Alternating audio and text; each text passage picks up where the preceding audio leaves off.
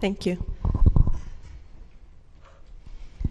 So I promise we didn't choreograph this, but the previous talk with the ROI on patient safety, that's exactly my talk. So I guess I'll answer your questions. It's a perfect segue. So I have a complicated last name, but if you really want to know, it's pronounced Vasiliu-Feltes. Today I have only one disclaimer. I don't have any financial disclosures, but I have worked in managed care. I was medical director, so given all the comments today about payers, I feel the urge to share that. And obviously all my comments today are based on my professional experience, my whole career, not a MEDNAX official statement. So in terms of what we're going to focus on today, my goal is to talk about patient safety, the impact of patient safety in telehealth, and how telehealth can impact patient safety. So I would like to point out the bidirectional flow that can occur. So in terms of, just for those of you that don't know anything about MEDNAX, I want to briefly explain why I have anything to talk about telehealth and what we do. So besides our physician services, we're also having 3 portfolio companies. VRAD is one of the major teleradiology providers in the country. Surgical Directions focuses on perioperative process improvement, helping hospitals across the country develop improved outcomes. And then MedData focuses a lot on revenue cycle management, particularly eligibility verification for patients, which we know lately patients have been bearing a lot of the burdens in healthcare. And also patient collections, obviously, related to that. So just a little bit details in terms of our relationships to give you an idea that I have some pretty good sampling. We're in 50 states. We have, as you can see, more than 5,000 clinicians, and that mostly, of course, physicians, as you can see, CRNAs and advanced nurse practitioners. So we have more than 4,000 healthcare partners across the industry, so I get a good feedback about the pulse of healthcare from all these portfolio companies and our core physician services. On top of that, I can say that my professional journey has been somewhat, as you can see, convoluted. I can say I'm a transformer, if you want. I started 100% as a clinician and researcher. I hated managed care. I hated everything else that was not pure academia and research.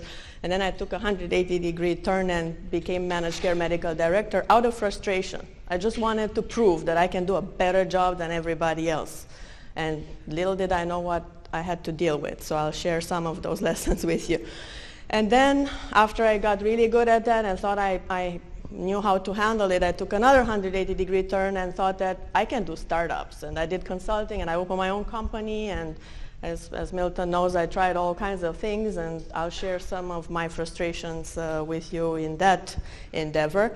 And then I decided to go back to where I started and became Chief Patient Safety Quality Officer in a major academic healthcare system.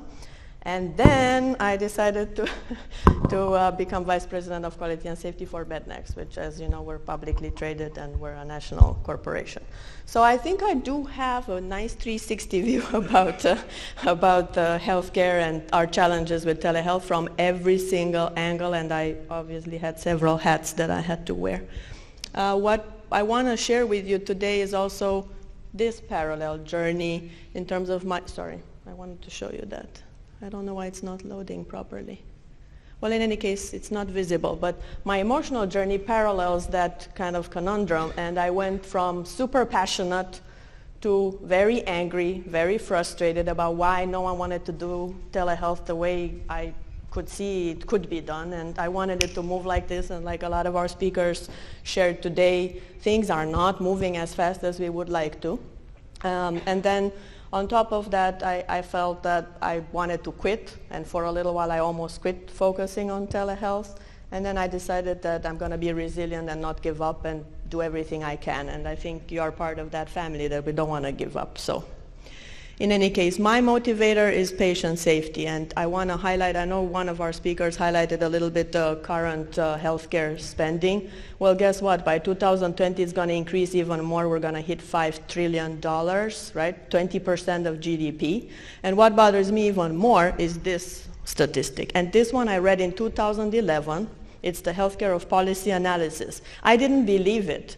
I dug up a lot of articles, and guess what? I couldn't find one that shows less than 25% out of the whole healthcare spending spent on adverse events, which was shocking to me. I was really frustrated. So it became a motivator. And of course, this is a big number, but this is what they published in Healthcare Affairs. And I guess obviously we can all find different statistics. In the brochure we forwarded, you'll find a lot of statistics that I think are helpful for us to understand where the industry is moving.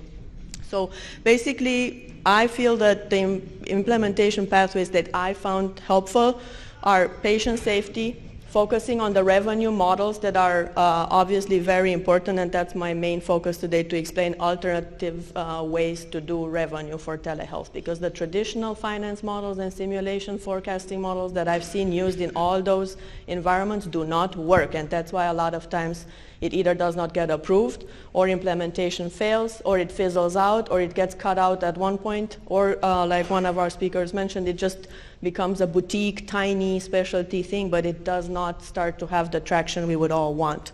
And then we know most of us in healthcare don't like policies. Show me one doctor that says, I love policies and guidelines, and no one likes it, right? Unfortunately, we need them, and I learned the hard way while I was in managed care and had to develop these policies that we all hate.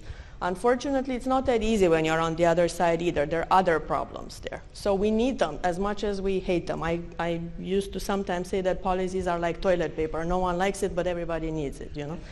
So in terms of, it's sarcastic, but it's true. So in terms of people, I can't emphasize enough. I know a lot of our speakers mentioned the importance of engaging providers. Absolutely, 100%. The importance of engaging patients, consumers, or their families, obviously. But I also think it's essential to have the right people in place in the environment that you want to implement telehealth. It's key to have that critical mass of people that know how to engage everybody. So in my experience, that has been actually the major driver of success. In terms of what I consider the foundation and the pyramid of how you can have a successful telehealth program regardless what environment you're in, these are just my personal insights, but the revenue and payment models, which I'm going to spend the most time on, tech integration, which all of you are having enough information about that. I don't need to teach you anything about that. We had a great talk about the law aspects, so I'm going to skip that. And then I want to focus a little bit on standards and metrics, because I think one of the questions today was, why do we have any standards? How do we know what's good telehealth and bad telehealth? Do we have quality or safety metrics in telehealth? No. So maybe starting the right way compared to everything else in healthcare, where we just started doing things and then 4 years after someone has to come up with a stick or a hammer and say you need to do this kind of metric or this kind of metric to prove your outcomes and your value, right? Which, by the way, is kind of 50% of what I spend my day, every day on, is developing value-based programs and alternative payment models that, guess what, include patient safety metrics, and guess what, they can show how telehealth can have impact on almost every single metric. So I challenge you to give me one metric, and I think I can find a way to show you that telehealth could improve that metric if implemented appropriately, obviously, and mindfully. So in terms of innovation, I know we had a lot of fantastic speakers mentioning innovation, but I feel that's the key element, to think out of the box, not only in the financial model, not only in how we implement telehealth in any healthcare system or a private enterprise. You need to really be attuned to what will be required, not just what you need now, and to absolutely draw a line for the past. I remember the cartoon today when one of you asked a great question, and I would have loved to put it in here. It's about a healthcare innovation topic, and it said, I want you to find me the perfect innovative way to do the same thing we've been doing for 20 years. And that's, I feel, sometimes how healthcare is. Yes, we say we want innovation, but unfortunately you are constricted and strangulated sometimes by all these policies that we talked about and many other barriers that everybody mentioned today. So I know what I want to focus on are the revenue and payment models, because I think that's something that has not been touched as much, and because of my managed care experience, I think I can help a little bit with that. So when you think about it, I've seen a few models nationally. There are not that many, though, that have implemented telehealth as part of a bundled payment, as part of an ACO, as part of an alternative payment model, or as stipends, as part of capitated agreements. So there are payers that are offering it. You just have to be very creative and find a way to show them that ROI. And this is where the experience comes in. How do you focus on the service lines and the specific denominators, CPT codes, ICD code combinations, that will show exactly how you can save dollars to the whole healthcare space and improve outcomes, because you don't want either one just to be alone, right? If you just improve outcomes but spend 5 times more, that's not going to be good for all of our pockets. That's one of the things that I always hear. Well, the payers don't want to pay. True, but it's still, even if they would pay, it's still our pocket because we still have to pay taxes and all that. So I think we have to be careful when we make all kinds of comments, and I was the first one that made those comments for many years, so I learned them the hard way when I was on the other side of the moon, the way my friends used to call it, that I abandoned healthcare and went to managed care, that you have to do very heavy and careful analysis when you're in managed care as well. What can you pay for and what you can't pay for? So in terms of more creative models, the other way is to look at value-based purchasing for hospitals. So we mentioned hospital systems. When you look at how much hospitals have to pay in penalties for readmissions, like we just talked about, or the value-based purchasing 1.5% sometimes penalty if they don't meet all the metrics. When you look at leapfrog scores, when you look at all kinds of HACs and HIs, which are the hospital-acquired conditions and hospital-acquired infection penalties, you can come up with almost 2% easily out of any kind of hospital's revenue cycle to see how you can manage to fund telehealth metrics. So that's one of the parts that I think is really important to consider when you want to do telehealth in a healthcare system. Start the other way, start the backwards way. Look at how much penalties have they been paying and look exactly at which metrics have been causing them the most pain financially and outcome-wise. And then I promise you, if you start to look at how many of those can you actually affect with a great telehealth program, you'll see how easy it is to find an ROI. It's going to pay for itself 10 times fold, no problem. The other way to do things is to look at malpractice claims, and we talked today about it. Malpractice claims, although they have decreased in amount, the amount per each claim has increased. So unfortunately, when you look at retrospective analysis for any healthcare system or any private company that's doing healthcare, just take 2 years or 3 years retro and add up all the dollars and then see what those claims were for. Again, this is published data. When you look at the types of cases that ended up causing the most in terms of malpractice claims, they could almost always be prevented with a telehealth program. And that's a very easy way to attach dollars and to show how healthcare systems can save costs, like we were just mentioning before, as opposed to trying to just do the typical kind of population health and fee-for-service or monthly payments model. The other model that I've seen work is to look at the value-based system. As we all know right now, all payers are trying to do that, all hospital systems try to do that. So if you are very careful, it requires a lot of analytics, obviously, and catered and customized to each service line. But when you do the heat map of which metrics could be addressed with telehealth, and you see what would meet the payer's needs, the patient's needs, the hospital needs, the physician need, in my experience, most physicians care a lot about patient safety indicators. They might not care about other quality metrics or value-based metrics, but most physicians care about doing safe care. And I've not had any pushback from payers either when you try to say, look, let's include some patient safety indicators in this value-based model. Would you pay a certain amount per member per month in advance for these type of metrics to be monitored via telehealth? They usually are much more amenable than other metrics. So in general, patient safety is something that everybody can agree on. It's almost like a common denominator, very different than all kinds of other clinical quality metrics. As you know, in healthcare, we have about 3,200 quality metrics. 3,200, that's impossible to monitor. But patient safety indicators, there are only very few. So when we look at, just to give you some stats, so Joint Commission publishes reports, sometimes retro reports even over 20 years. And when you look at the ones that were the most common 6 never events, those things that are not supposed to happen, that you operate on the wrong patient, or you operate on the wrong body side, or that you give the wrong medication and the patient dies, right? Or that you have perioperative complications and the patient dies. Well, those top 6, all of you are in this telehealth space, you can look up. They're excellent pilots where telehealth has been implemented successfully to prevent all those never events that are the top 6 in Joint Commission records for the past 20 years. The other part is National Quality Foundation is the kind of mothership that governs all the quality metrics we just said. That's where most of the quality metrics in America are being created. And when you look again, they have 3 domains.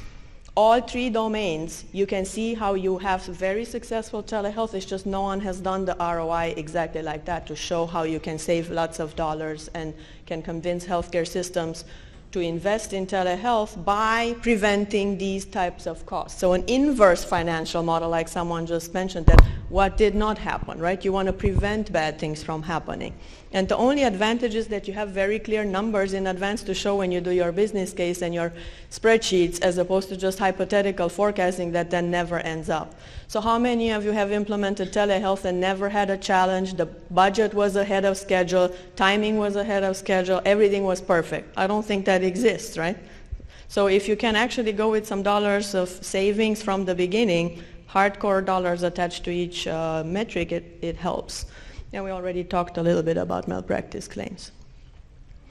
In terms of my lessons learned, I thought a lot about it. I could talk probably 3 hours about my lessons learned, but if I had to pick just 4, and most of our speakers today mentioned a few, but I thought long and hard which one would be the first one. And as we know, as most startups, when you look at the ones that failed or succeeded, timing was very important, and we know some very famous ones that you might have the most amazing platform, the most amazing product, everybody that designed it thinks it's going to be a hit, but the timing is just not right. So timing, in my experience, has been very important, no matter where I was, if I was in managed care, in academia, or private enterprise, or now in a corporation. Engagement, and engagement is not just a group that cares a lot about it.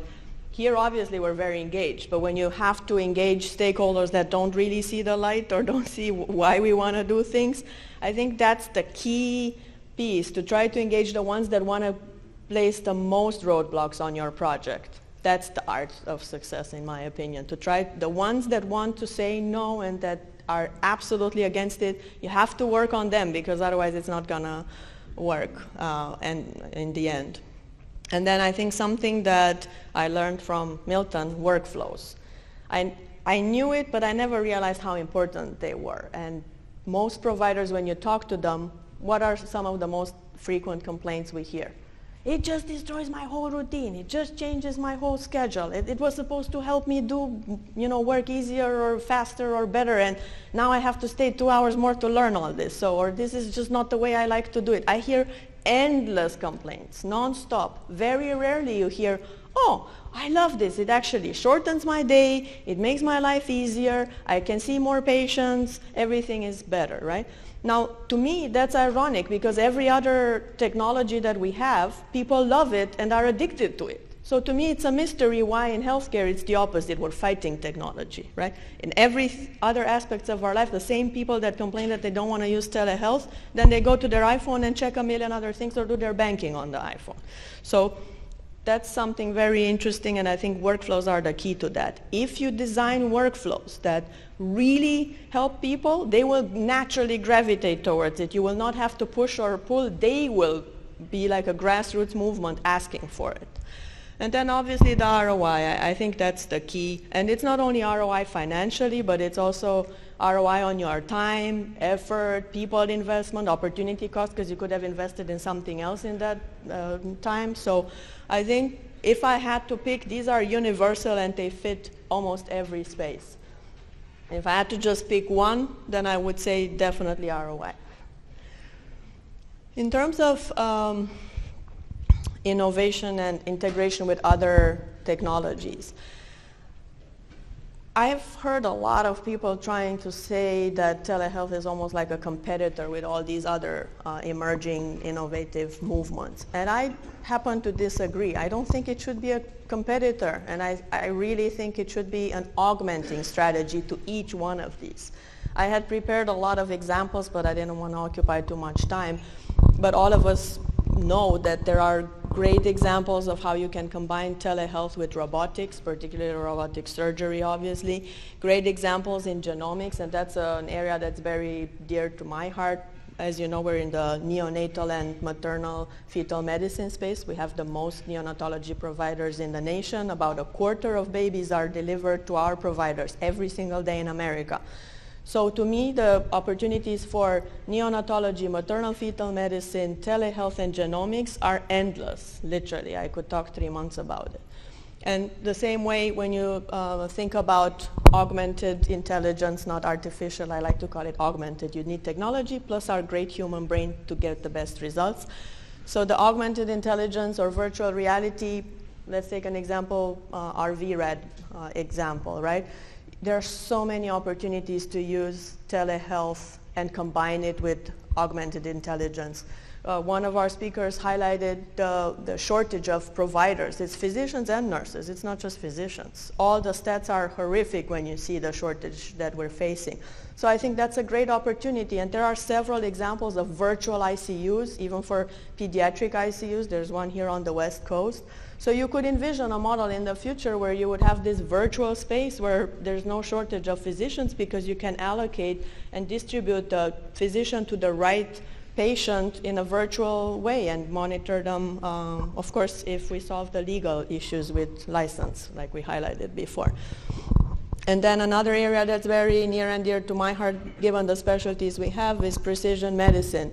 Imagine if you could design the perfect care from intrauterine kind of already sequence, as opposed to wait until we are in our 60s and develop all these illnesses, right? So I think there are huge opportunities in precision medicine, population health, to combine it with telehealth.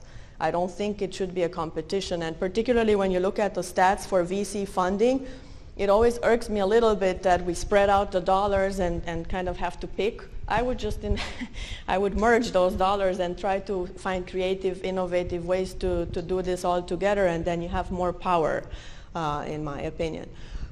One other point I want to make before we conclude is the other tech drivers in the industry, and I alluded a little bit before. I think when you look over the last 50 years with any innovation, right, there are several technological advances that became general purpose technologies. Others just became boutique technologies. I do envision a future not too far out, hopefully, where the same way like a few years ago you just had a few people using smartphones. Now almost everybody uses smartphones. A few years ago, very few people were doing mobile banking. Now everybody's doing mobile banking. It's not such an outrageous thing anymore, right? And when you look at definitely users that we could channel and use for telehealth, for instance, social media apps. If some of you have looked at the stats lately, each one of the social media apps is hitting the 1 billion users mark, some of them even more. So imagine if every social media app just had a little icon there to do telehealth and you would just get charged 10 cents. You already have big mass of using telehealth and the funding would be there, right?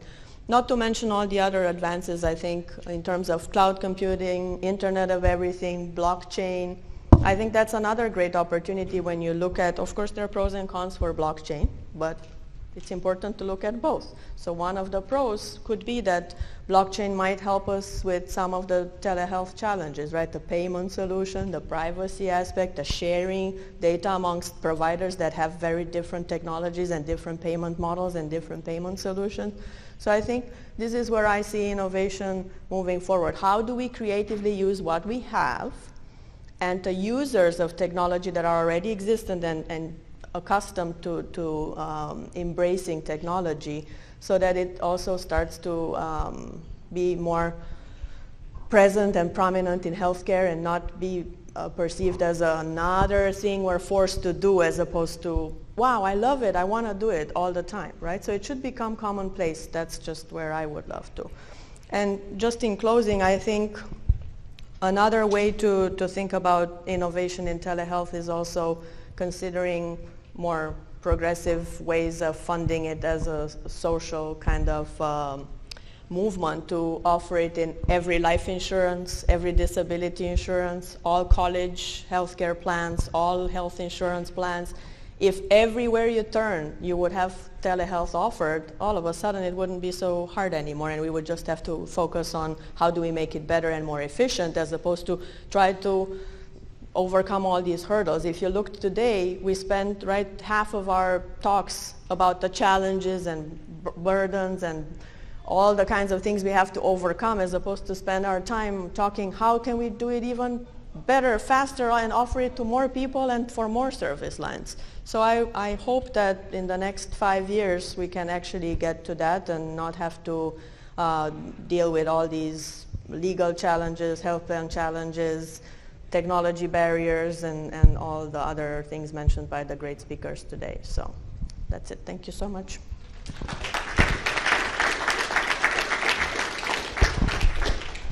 Any questions? Yeah.